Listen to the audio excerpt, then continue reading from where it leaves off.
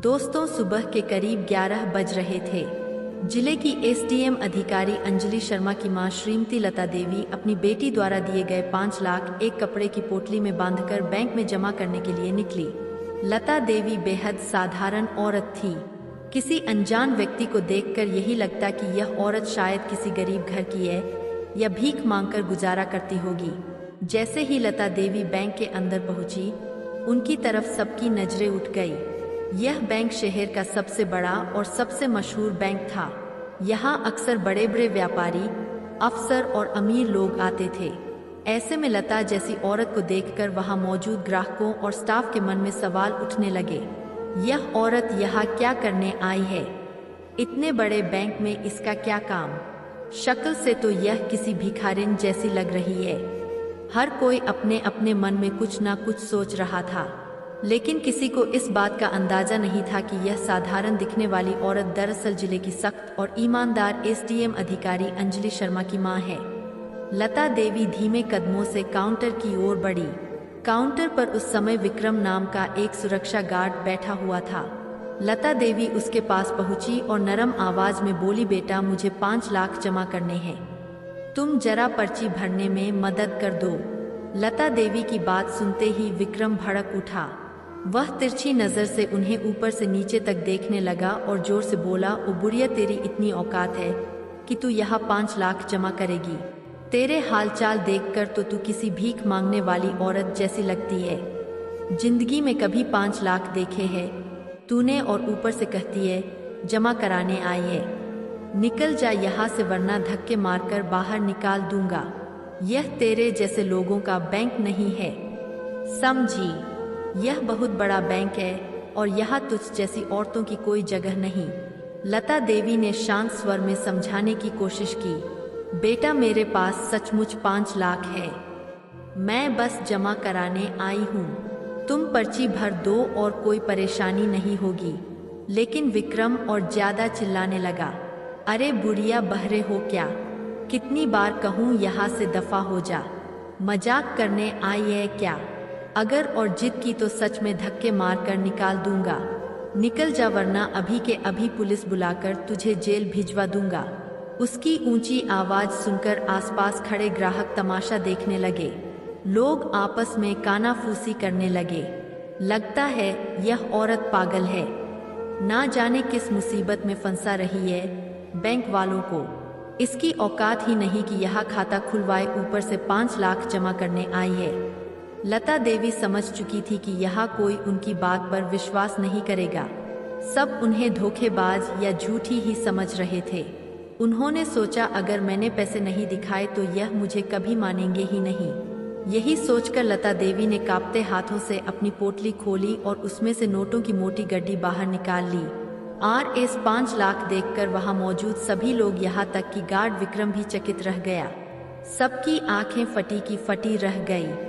विक्रम हक्का बक्का होकर बोला, इतने पैसे तेरे पास आए कहाँ से? चोरी किए हैं क्या तूने? सच सच बता, वरना अभी पुलिस बुलाऊंगा और तुझे जेल में डलवा दूंगा। जल्दी बता, किसके पैसे चुराए हैं?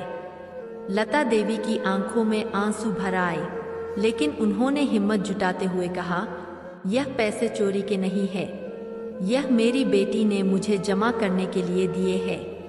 अगर मैं चोरी करती तो घर पर ही पैसे छुपा लेती, बैंक में लाने की क्या जरूरत थी?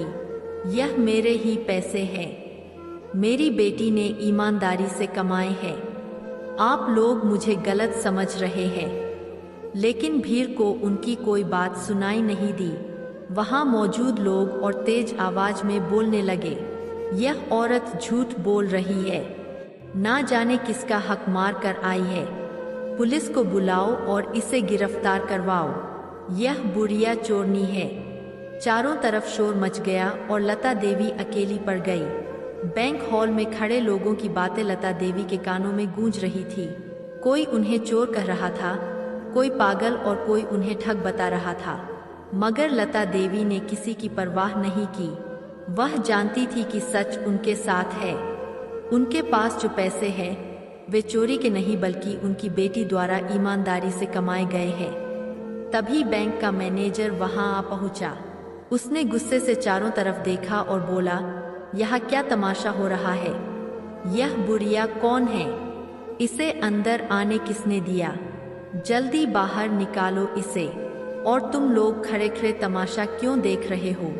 गार्ड विक्रम तुरंत आगे बढ़ा और बोला, सर, यह औरत कह रही है कि आरएस 5 लाख जमा करने आई है।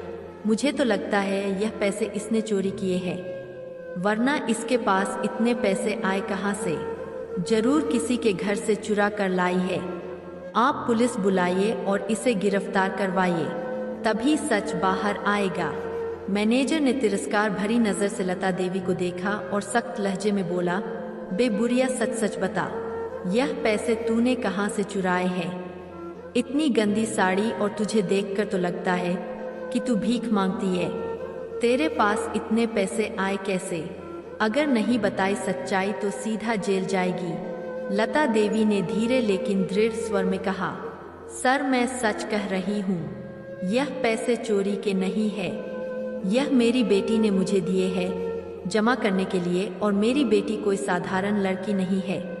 मेरी बेटी इस जिले की एसडीएम अधिकारी अंजलि शर्मा है। उनकी बात सुनते ही बैंक में मौजूद लोग ढाका लगाकर हंस पड़े। क्या कहा, तेरी बेटी एसडीएम? मैनेजर ने मजाक उड़ाते हुए कहा, अरे तुझे पता भी है एसडीएम अधिकारी होता क्या है?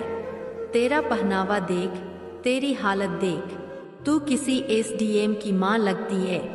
तू तो बिल्कुल भिखारिन जैसी दिखती है, हमें बेवकूफ बना रही है।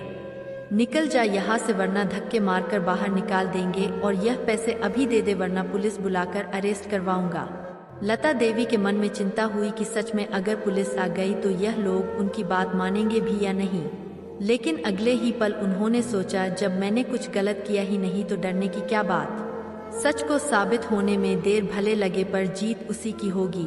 उन्होंने साफ साफ कहा, अगर आपको मुझ पर विश्वास नहीं है तो पुलिस बुला लीजिए, मगर यह पैसे मेरे हैं, मैं किसी को नहीं दूंगी। मैनेजर ने गुस्से में तुरंत थाने फोन लगाया। कुछ ही देर में इंस्पेक्टर आलोक मिश्रा अपने 2-3 सिपाहियों के साथ बैंक में आ पहुंचा। जैसे ही उसने लता देवी को देखा, उसने सख्ती से पूछा, ओह बुढ़िया, यह पैसे कहाँ से लाई है तू? बता, किसके पैसे चुराए हैं? तेरे पास इतने पैसे हो ही नहीं सकते। जल्दी से सच बोल और पैसे वापस कर, वरना अंजाम बुरा होगा।